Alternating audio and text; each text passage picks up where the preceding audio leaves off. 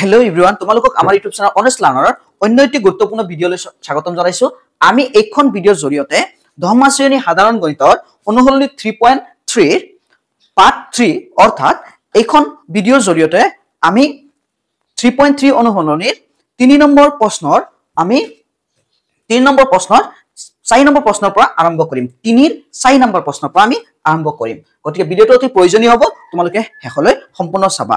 আৰু ভিডিঅটো আৰম্ভ কৰাৰ আগতে তোমালোকে যদি চেনেলখন নতুন আহিছা, এনেকুৱা অতি প্ৰয়োজনীয় নতুন নতুন ভিডিঅ' পাবলৈ তুমি চেনেলখন সাবস্ক্ৰাইব কৰি কাষত থকা বেল আইকনটো ক্লিক কৰি দিবা। এতিয়া তুমি 3.3 ৰ 3 নম্বৰ প্ৰশ্নৰ 4 নম্বৰ প্ৰশ্নটো চোৱা।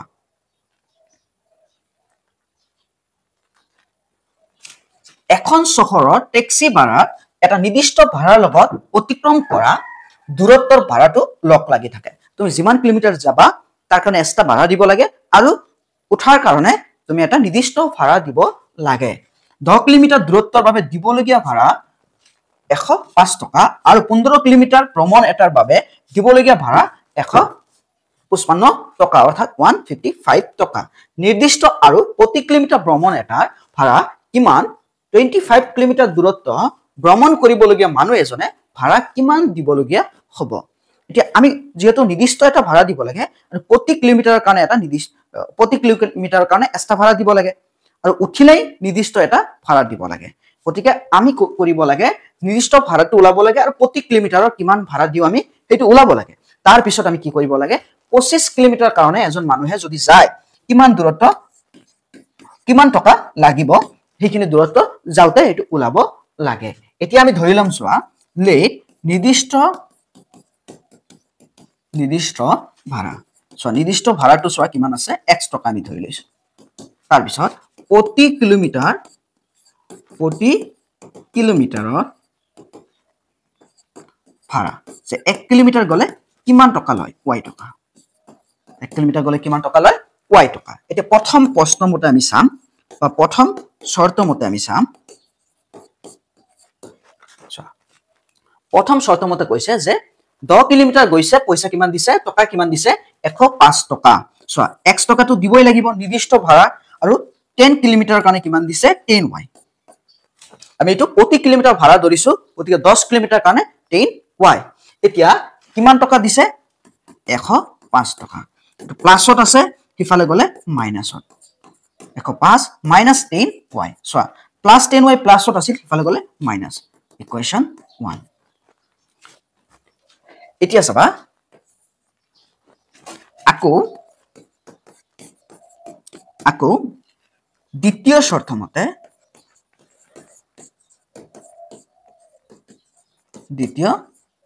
মতে কি কৈছে চোৱা, 15 কিলোমিটাৰ ভ্ৰমণ এটাৰ বাবে দিবলগীয়া ভাড়া হল 155 15 কিলোমিটাৰ কাৰণে। সো নিৰ্দিষ্ট ভাড়াটো দিবই লাগিব। 15 কিলোমিটাৰ কাৰণে 15y টকা ভাড়া।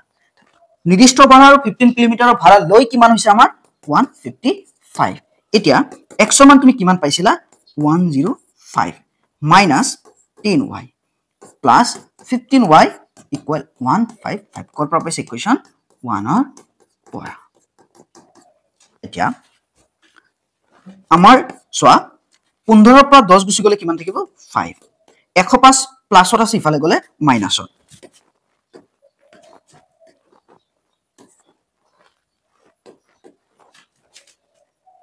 ফিফটিনৰ পৰা 10 গুছি গলে 5y ইকুৱেল 155 মাইনাস 105। এতিয়া 5টো পূৰণ হৈ আছে, ইফালে গলে হৰণ। 5ৰ পৰা 5 গলে 0। 5ৰ পৰা 0 গলে 5।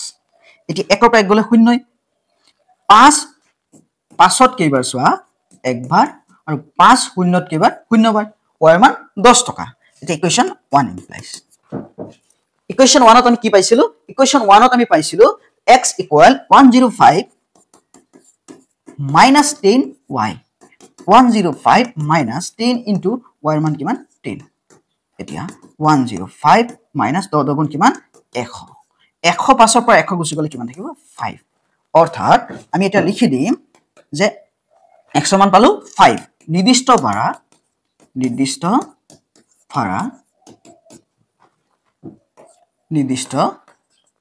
নিৰ্দিষ্ট ভাড়া কমা x ইকুৱেল কিমান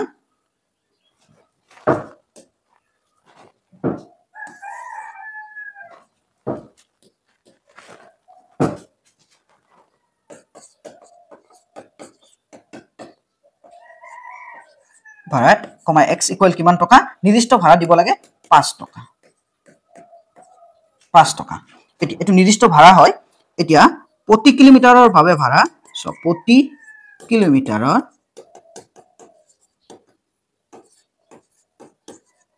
ভাড়া y ইকুৱেল কিমান টকা y ইকুৱেল কিমান 10 টকা আকৌ লিখি দি আছো প্ৰতি কিলোমিটাৰৰ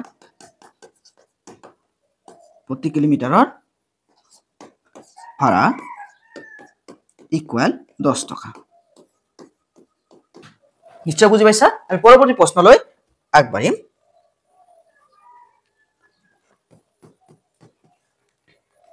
5 নম্বৰ প্ৰশ্নটো চাবা এটা ভগ্নাংশত যদি লব আৰু হৰ উভয়তে 2 যোগ কৰা হয় তেন্তে ভগ্নাংশটো হয় 9/11 যদি লব আৰু হৰ উভয়তে 3 যোগ কৰা হয় তেন্তে ভগ্নাংশটো হয় 5/6 ভগ্নাংশটো ওলোৱা তোমালোকে নিশ্চয় জানা যে এটা ভগ্নাংশ যেতিয়া আমি লিখো ভগ্নাংশটোত লব আৰু কি থাকে হৰ থাকে ভগ্নাংশ আমি লিখাৰ লগে লগে এটা কি থাকে এটা লব থাকে ওপৰত আৰু এটা কি থাকে হৰ থাকে এতিয়া আমাক কৈছে যে এটা ভগ্নাংশ যদি লব আৰু হৰ উভয়তে 2 যোগ কৰো তেন্তে ভগ্নাংশটো হয় কিমান 9/11 আৰু যদি লব আৰু হৰ উভয়তে 3 যোগ কৰো তেন্তে ভগ্নাংশটো হয় 5/6 ভগ্নাংশটো ওলোৱা আমি লিখ লব কিমান x হৰ কিমান y তেতিয়া হলে ভগ্নাংশটো কিমান হ'ব চোৱা ভগ্নাংশ ইকুৱেল x/y লব বাই হৰ যিহেতু প্ৰথম শৰ্ত মতে আছে প্ৰথম শৰ্ত মতে কি কৈছে চাবা যে যদি আমি লব আৰু হৰ উভয়তে 2 যোগ কৰো লবটো 2 যোগ কৰি দিয়া হৰটো কিমান যোগ কৰি দিয়া 2 ভগ্নাংশটো তুমি কি পাবা 9/11 এতিয়া তুমি কানি কোণা পূৰণ কৰি দিয়া অৰ্থাৎ বজ্ৰ পূৰণ বুলি কোৱা হয় যে 11 লগত আমি x + 2 পূৰণ কৰিম 11x + 2 11 গুণ 22 9 ৰ লগত 9y 9 ৰ লগত y + 2 পূৰণ কৰিম 9y + 2 9 গুণ কিমান 18 এতিয়া 11x প্লাছত আছে ইফালে গলে মাইনাছত 22 টো প্লাছত আছে ইফালে গলে মাইনাছত 11 টো পূৰণ হৈ আছে ইফালে গলে কি হ'ব হৰণ এতিয়া চাবা 9y 22 ৰ পৰা সো 9y টো আকৌ লিখি দি আছো 9y মাইনাস সো 22 ৰ পৰা 18 গুছি গলে কিমান থাকিব 4 9y - 4 / 11 এটো হল আমাৰ ইকুৱেশ্যন 1 আকৌ চাবা দ্বিতীয় শৰ্ত মতে কি কৈছে আকৌ দ্বিতীয় শৰ্ত মতে চাবা কি কৈছে যে যদি লব আৰু হৰ উভয়তে 3 যোগ কৰা x + 3 লবত আমি লব মানে x ধৰিছিলো 3 যোগ কৰিছো হৰত কিমান যোগ কৰিম 3 ভগ্নাংশটো হ'ব গৈ 5/6 এতিয়া আমি কি কৰিম এতিয়া আমি কানিকোণা পূৰণ কৰি দিম 6 3 গুণ 18 হ'ব 6 * x 6x 6 3 গুণ 18 6 3 গুণ 18 5 * y 5y + 5 3 গুণ 15 এতিয়া চাবা এটো প্লাস হয় আমি কি কৰিম এতিয়া x ৰ মানটো বহাই দিম x ৰ মান ইকুৱেশ্যন 1 ত আমি পাইছিলো কি পাইছিলো চোৱা x ৰ মান আমি পাইছিলো 6 * আমি কি পাইছিলো 9y - 18/11 আমি পাইছিলো যে 9y - 4 + 18 নহয় আমি পাইছিলো -4 -4/11 তাৰ পিছত চোৱা +18 আমাৰ ইয়াতে আছে সমীকৰণত আমি লিখি দিছো ইকুৱেল আমি পাইছো 5y এখিনি মুছি দি আছো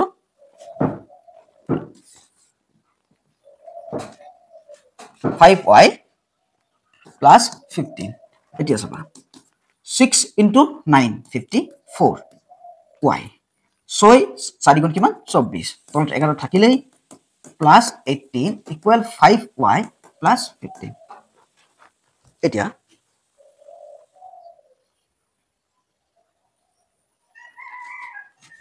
আমি কি কৰিম এতিয়া আমি কৰিম এলসিএম লৈ লম লহাগু লৈ লম 18 তলত একো নাই মানে কি আছে 1 18 তলত একো নাই মানে কি আছে 1 আছে এতিয়া 11 আৰু 1 ৰ লহাগু কিমান 11 11 11 কেইবাৰ একবাৰ 54y minus 24 plus 1 এতিয়া 1 18 11 কেইবাৰ 11 বাৰ 11 পূৰণ 18 চোৱা 11 পূৰণ 18 কিমান হ'ব চোৱা 8 8 1 1 কিমান হ'ব 891 198 equals about 5y plus 15 এতিয়া 54y minus 3 minus 2 এটো চোৱা 8 ৰ পৰা 4 গলে কিমান থাকে 4 9 ৰ পৰা 2 গুছি গলে কিমান থাকে 7 9 ৰ পৰা 2 গুছি গলে 7 থাকে 8 ৰ পৰা 4 গুছি গলে 4 9 ৰ পৰা 2 গুছি গলে 7 তাৰপিছত কি থাকিল 1 এটো কিমান হ'ব প্লাস হ'ব 198 যেটো প্লাসত আছে 24 গুছি গলে কিমান থাকিব 174 11 পূৰণ হৰণ হৈ আছে ইফালে গলে পূৰণ 55y চাবা 55y 5 11 গুণ 55 plus 15 into 11 চাবা 15 into 11 5 1 5 1 5 6 165 165 এতিয়া 55 to plus what আছে ইফালে আহিলে minus 1 54y minus 55y equal 165 minus Saba 174 plus what আছে ইফালে গলে minus 1 55y ৰ পৰা যদি 54y গুছি যায় কি থাকিব minus এটা y এতিয়া 74 ডাঙৰ সংখ্যা 4 ৰ পৰা 5 না যায় এক ধাৰ পৰা 14 ৰ পৰা 5 গলে কিমান থাকিব 9 এতিয়া 6 ৰ পৰা 6 গলে 0 এক পৰা 1 গলে 0 গটিকে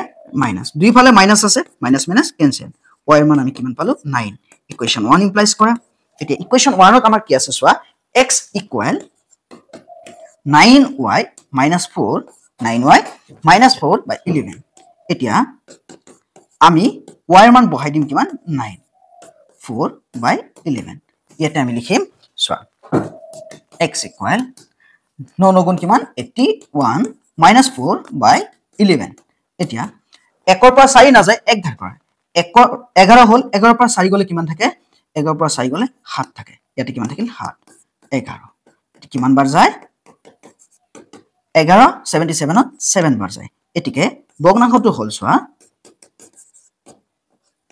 x by y আছিল আমাৰ x ৰ মান পালো আমি কিমি 7 কিমান পালো 7 y ৰ মান আমি কিমান পাইছো 9 গটিকে 7 by 9 হল ভগ্নাংশটো এতিয়া আমি পৰৱৰ্তী প্ৰশ্নলৈ আগবাঢ়িম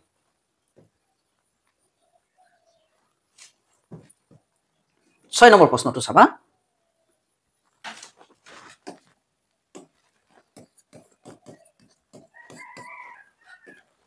আজিৰ পৰা 5 বছৰ পিছত জেকবৰ বয়স তেওঁৰ পুত্ৰতকৈ 3 গুণ হ'ব 5 বছৰ আগতে জেকবৰ বয়স তেওঁৰ পুত্ৰৰ বয়সতকৈ 7 গুণ 80 জন বয়স কিমান তোমালোকে বয়সৰ ক্ষেত্ৰত নিশ্চয় জানা যে যদি পিছত কয় পিছত আৰু আগত সোয়া আগত আৰু পিছত যদি আগত কয় তেতিয়ালে তুমি কি কৰিবা নিৰ্দিষ্ট বয়স যিমান বছৰৰ কথা কব 5 বছৰ আগত 2 বছৰ আগত বা 3 বছৰ আগত যেটো কব তুমি নিৰ্দিষ্ট বৰ্তমান বয়সৰ লগত হেতু মাইনাস কৰিবা সাপোজ 5 বছৰ কৈছে বা 2 বছৰ কৈছে যেটোৱে কৈছে আৰু পিছত কোৱাৰ লগে লগে প্লাস হ'ব সোয়া আমাৰ প্ৰথম সমীকৰণ চাবা আজিৰ পৰা 5 বছৰ পিছত জেকবৰ বয়স তেওঁৰ পুত্ৰতকৈ কিমান গুণ হ'ব 3 গুণ হ'ব আমি কি কৰিম 5 বছৰৰ কথা কৈছে 5 বছৰটো প্লাস কৰিম আৰু 5 বছৰ আগতে জেকবৰ বয়স তেওঁৰ পুত্ৰতকৈ 7 গুণ আছিল ওতে আমি ইয়াত কি কৰিম 5 বছৰ আগতে জেকবৰ বয়স তেওঁৰ পুত্ৰতকৈ 7 গুণ আছিল আগতে বুলি কৈছে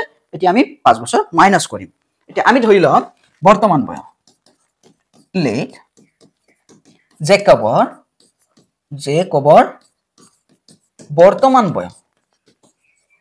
বৰ্তমান বয়স ইকুয়াল x বছৰ জেকবৰ পুত্ৰৰ বয়স ইকুয়াল y বছৰ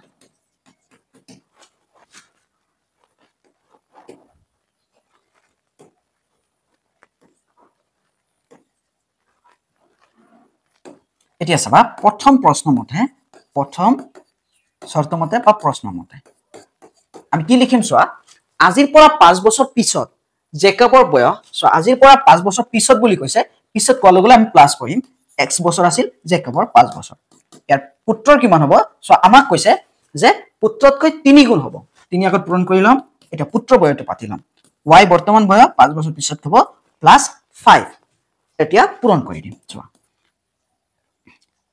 x plus 5 equal 3 into y 3y 3 5 গুণ 15 প্লাসত আছে ইফালে গলে মাইনাসত 5 প্লাস 5 আছিল ইফালে গলে -5 তে x ৰ মান আমি কিমান পালো 3y 15 পৰা 5 গলে 10 10 ইকুৱেশ্যন 1 আকৌ চাবা দ্বিতীয়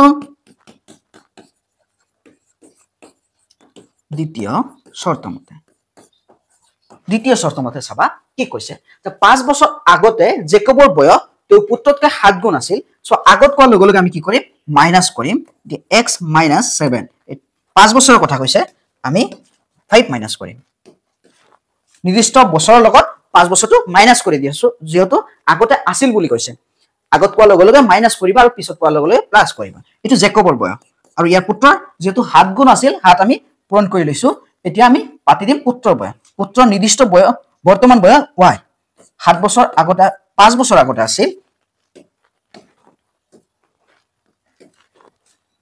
5 বছৰ আগতে গতি y - 5 এতিয়া আমি কি কৰিম x ৰ মানটো পাতি দিম আমি ইকুৱেশ্যন 1 ত পাইছো 3y + 10 -5 তো আছে ইকুৱেল 7 into y 7y 7 5 গুণ 35 35 কৰ পৰা পাইছো 1 ৰ পৰা পালো এতিয়া চাবা 3y 10 পৰা 5 গলে 5 থাকে 7y - 35 এতিয়া আমি কি কৰিম 7y প্লাসত আছে ইফালে আহিলে মাইনাস আৰু প্লাস 5ত আছে প্লাস 5 প্লাসত আছে আমি ইফালে গলে মাইনাস এতিয়া 7y ৰ পৰা 3y গুছি গলে আমাৰ কিমান থাকে -4y ইফালে 35 টকা তোমাৰ ঋণ আছে আৰু 5 টকা ঋণ আছে কিমান হ'ব 40 টকা আকৌ লিখি দিছো -4y ইকুৱেল আমাৰ কিমান হ'ব -40 এতিয়া চাবা দুইফালে যেহেতু মাইনাস আছে মাইনাস প্লাস হৈ যাব বা মাইনাস ক্যান্সেল হৈ যাব এতিয়া 4 পূৰণ হৈ আছে ইফালে গলে হৰণ এতেকে সোৱা 4 40 কেবাৰ 10 বাৰ y মান 10 পালো ইকুৱেশ্যন 1 ইমপ্লাইজ সোৱা x ইকুৱেল কিমান আছিল x ইকুৱেল আমাৰ আছিল 3y + 10 3y + 10 3y + 10 আমি y মান কিমান পাইছো আমি 10 পাইছো এতিয়া বহাই দিম 10 টো সোৱা 10 + 10 3 2 গুণ 30 + 10 কিমান হ'ব 40 এতিয়া আমি কি পালো যে জেকবৰ বয়স এতেকে জেকবৰ বৰ্তমান বয়স x ইকুৱেল আমি কিমান পালো 40 বছৰ জেকবৰ পুত্ৰৰ বৰ্তমান বয়স y ইকুৱেল এটো মুছি গৈছিল 40 বছৰ